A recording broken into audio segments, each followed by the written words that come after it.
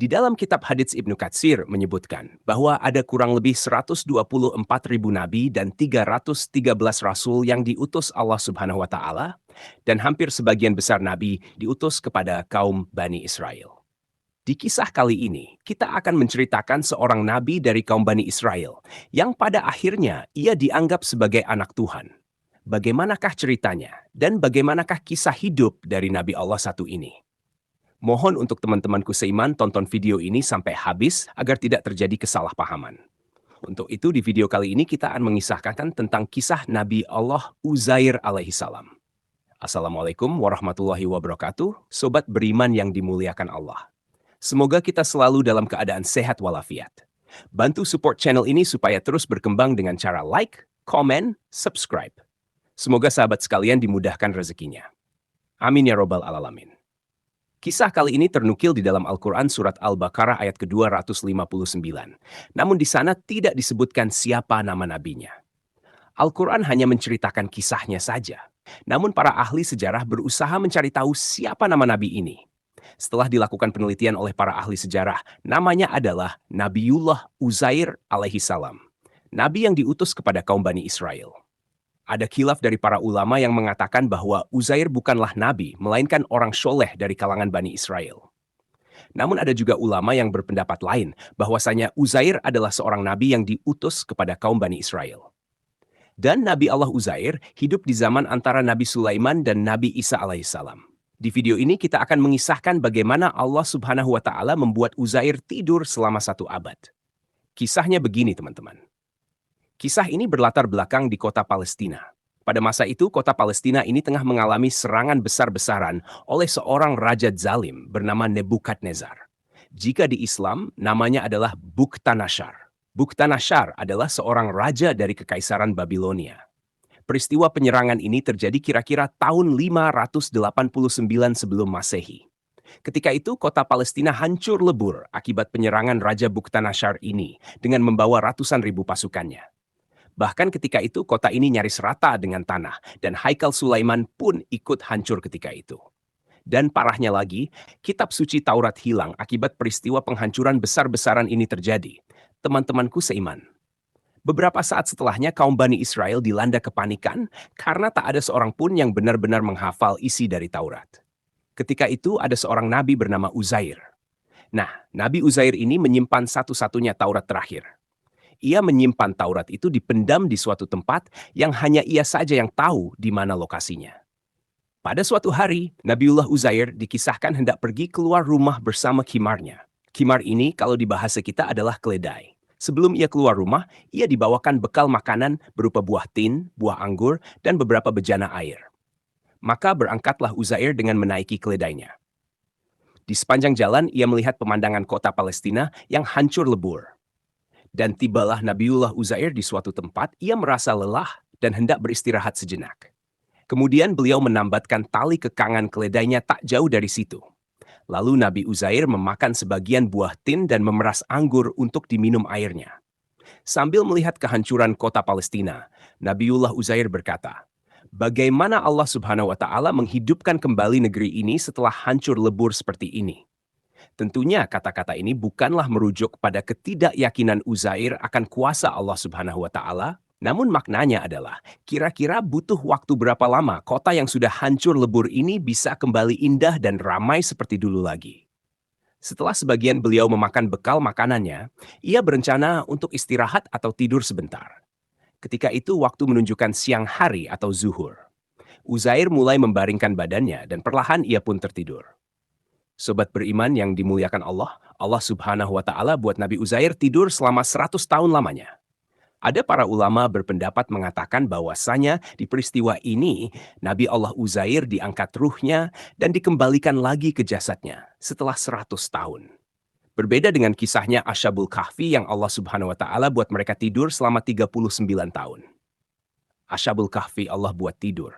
Namun Nabi Allah Uzair, Allah Subhanahu wa taala wafatkan beliau lalu dihidupkan kembali setelah 100 tahun untuk membuktikan kepada kaum Bani Israel bahwasanya kuasa Allah Subhanahu wa taala di atas segala makhluk.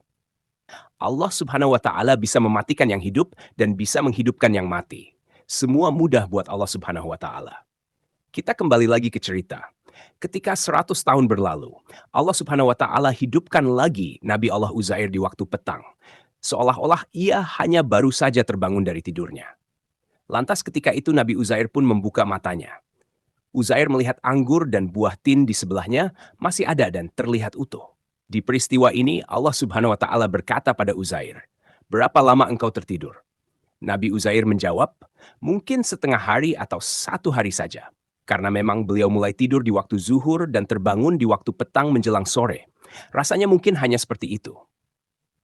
Allah Subhanahu wa taala menjawab, "Tidak, engkau telah tidur selama 100 tahun." Nabi Uzair kaget mendengar hal ini. Ia melihat ke arah bekal makanannya, yaitu buah tin dan perasan anggur, keduanya masih utuh sama seperti sebelum ia tertidur. Namun ketika ia melihat keledainya, rupanya keledainya sudah menjadi tulang belulang. Ya, wajar saja karena sudah 100 tahun berlalu. Kemudian Allah Subhanahu wa taala atas segala kebesarannya menyusun tulang belulang keledainya itu hingga menyerupai bentuk semula, kemudian dibalut dengan daging dan kulit. Dan pada akhirnya Allah Subhanahu wa taala tiupkan kembali ruh dari keledai Uzair ini. Lantas terkejutlah Nabi Allah Uzair melihatnya. Keledai yang sudah 100 tahun mati bisa dengan mudahnya dihidupkan kembali oleh Allah Subhanahu wa taala. Teman-temanku seiman, ketika keledai Nabi Uzair dihidupkan kembali, keledainya meringkik ketakutan. Dia pikir telah datang padanya hari kiamat. Di peristiwa ini, Allah Subhanahu wa taala menjaga jasad Uzair dari penuaan. Ketika dulu ia berangkat dari rumahnya ke tempat ini, usianya menginjak 40 tahun. Dan sekarang usia Nabi Uzair adalah 140 tahun. Namun tak sama sekali kulitnya, rambutnya, bahkan postur badannya menunjukkan bahwasanya ia sudah tua. Allah Subhanahu wa taala jaga dia dari penuaan ketika diwafatkan selama 100 tahun. Akhirnya pulanglah Uzair ke rumahnya di mana ia tinggal dulu. Ia berjalan menyusuri kota Palestina bersama keledainya. Ia melihat kota ini sudah kembali seperti dulu dan sudah ramai orang-orangnya. Ia maklum saja karena sudah 100 tahun berlalu. Kota ini pun sudah mulai dibangun dalam jangka waktu tersebut. Singkat cerita, sampailah Nabi Uzair di rumahnya di alamat yang sama ketika ia pergi 100 tahun lalu. Ia melihat rumahnya yang sekarang sudah sedikit berbeda dengan rumahnya yang ia tinggalkan dulu. Nabi Allah Uzair melihat di depan rumahnya ada seorang wanita tua sedang duduk. Beliau melihat mata dari wanita tua ini sudah sedikit buta dan sudah sangat rabun penglihatannya. Lalu Nabi Uzair bertanya kepada wanita tua ini, "Wahai nenek, di manakah rumah Uzair?" Mendengar pertanyaan ini, wanita tua ini pun sedikit heran dan dia menjawab, "Kenapa engkau bertanya tentang rumahnya Uzair? Uzair sudah tidak ada, sudah pergi dan tidak pulang lagi sejak 100 tahun yang lalu. Orang-orang menyangka bahwa ia telah wafat dan ini adalah rumahnya Uzair." Nabi Allah Uzair berkata kepada wanita tua ini, "Akulah Uzair yang telah pergi dari 100 tahun yang lalu." Terkejutlah wanita tua ini dan ia berkata, "Mana mungkin engkau Uzair? Uzair adalah laki-laki soleh dan engkau terlihat masih muda. Tidak mungkin bahwa engkau adalah Uzair." Rupanya teman-teman, wanita tua ini adalah pembantunya dulu. Jadi ketika 100 tahun yang lalu Nabi Allah Uzair meninggalkan rumah. Ketika beliau berusia 40 tahun dan di rumah ini ia meninggalkan pembantu dan putranya. Dulu ketika ditinggal, pembantunya dan anaknya ini berusia 20 tahun. Berarti wanita tua ini sekarang usianya 120 tahun dan Nabi Uzair saat ini berusia 140 tahun. Lalu wanita tua ini berkata lagi, ia adalah orang soleh. Dia adalah seorang nabi utusan Allah Subhanahu wa taala. Dan Uzair mampu menyembuhkan penyakit apapun atas izin dari Allah Subhanahu wa taala. Kalau engkau adalah Uzair, berdoalah kepada Allah Subhanahu wa taala. Mohon padanya, sembuhkanlah kedua mataku ini. Untuk meyakinkan bahwasanya dirinya adalah Uzair yang pergi 100 tahun lalu, maka Nabi Uzair berdoa kepada Allah meminta kesembuhan pada mata wanita tua ini. Dan seketika sembuhlah mata wanita tua ini. Tiba-tiba ia bisa melihat jelas, dan di depan wanita tua ini ia melihat sosok pria yang berdiri di hadapannya ini. Dan betul-betul wanita tua ini ingat bahwa inilah Uzair yang telah hilang 100 tahun yang lalu. Wanita tua ini takjub luar biasa. Tak sedikit pun Uzair berubah tua fisiknya, walaupun sudah berlalu 100 tahun. Dan bahkan Uzair sekarang jauh lebih muda dibandingkan dirinya. Teman-temanku seiman, lalu wanita tua ini membawa Nabi Uzair masuk ke dalam rumah. Ketika mereka masuk di dalam rumah, ada seorang pria yang sangat tua, umurnya persis sama dengan wanita tua pembantunya ini. Kemudian wanita tua ini berkata kepada Nabi Uzair, "Wahai Nabiullah, kau lihat pria tua di depanmu ini. Dia adalah putramu yang kau tinggalkan 100 tahun lalu." Pria tua atau putranya ini heran dan bingung melihat Uzair. Ini memang wajah ayahku, tapi kenapa ia masih muda? Kemudian pria tua ini berkata, "Jika benar engkau adalah ayahku Uzair, beliau punya tanda di punggungnya. Bisakah engkau tunjukkan kepadaku?" Lalu Nabi Allah Uzair membuka kain yang menutupi punggungnya, dan terlihat bahwasanya di punggungnya ada tanda yang sama seperti Uzair yang diingat putranya ini. Setelah melihat pembuktian ini, akhirnya putranya Uzair yang sudah tua ini menangis dan berkata, "Benar, engkau adalah ayahku yang hilang 100 tahun lalu, dan aku adalah anakmu yang kini usiaku sudah 120 tahun. Allah Subhanahu wa Ta'ala panjangkan umurku untuk melihat kebesarannya ini." Sobat beriman yang dimuliakan Allah, setelah keduanya percaya bahwa pria ini adalah Uzair, maka mereka pun membawanya ke masyarakat dan menceritakan kepada mereka, inilah Nabi kita Uzair yang telah hilang 100 tahun lalu. Atas kebesaran Allah Subhanahu wa Ta'ala, ia kembali kepada kita. Maka mendengar kabar bahwa Nabi Uzair hidup lagi, orang-orang pun berdatangan ingin berjumpa dengan Nabi mereka. Karena ketika itu, teman-teman, yang paham akan isi dari Taurat hanyalah Nabi Uzair saja. Dan rupanya Nabi Uzair hilang, maka isi Taurat pun terlupakan begitu saja, karena tidak ada seorang pun yang benar-benar menghafalnya. Nah, Nabi Uzair inilah satu-satunya orang yang menyimpan lembaran-lembaran Taurat, dan hanya beliau saja yang mengetahui di mana ia simpan.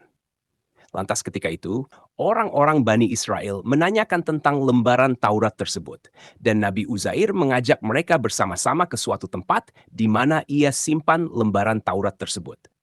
Maka berangkatlah mereka secara beramai-ramai. Lalu ketika sudah sampai, diangkatlah lembaran Taurat tersebut.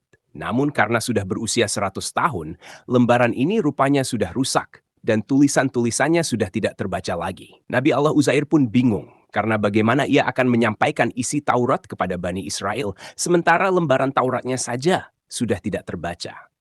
Kaum Bani Israel pun lemas mengetahui hal ini. Harapan satu-satunya adalah Taurat ini, namun ternyata sudah rusak dan tidak tahu lagi bagaimana cara menyatukan kembali kitab suci mereka. Teman-temanku seiman, ketika peristiwa ini, Allah Subhanahu wa Ta'ala menunjukkan kebesarannya kepada utusannya ini. Tiba-tiba Uzair hafal isi Taurat dari awal sampai akhir. Lalu saat itu, Nabi Uzair melafazkan Taurat yang kemudian dicatatlah kata-kata Nabi Uzair oleh orang-orang Bani Israel. Nah, dari sinilah muncul kesesatan kaum Bani Israel. Ia menganggap bahwa Uzair adalah anak Allah Subhanahu wa Ta'ala karena ia satu-satunya orang yang hafal isi Taurat. Dan mereka beranggapan bahwa tidak mungkin Uzair hafal Taurat kalau dia bukan anak Allah. Nabi Uzair berbeda dengan Nabi Musa. Ketika Nabi Musa menyampaikan isi dari Taurat kepada kaum Bani Israel, Nabi Musa masih membawa lembaran-lembaran Taurat. Nah, kalau Nabi Uzair, ia menyampaikan isi Taurat tanpa lembaran.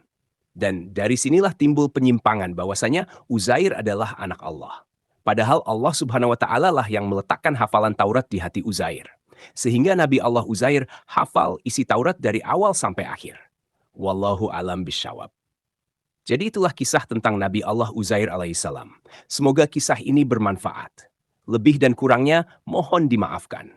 Yang benar datangnya dari Allah Subhanahu wa Ta'ala, khilaf ataupun keliru itu datangnya dari saya pribadi sebagai manusia biasa. Sampai ketemu di kisah-kisah seru yang penuh makna selanjutnya. Saya akhiri, wassalamualaikum warahmatullahi wabarakatuh.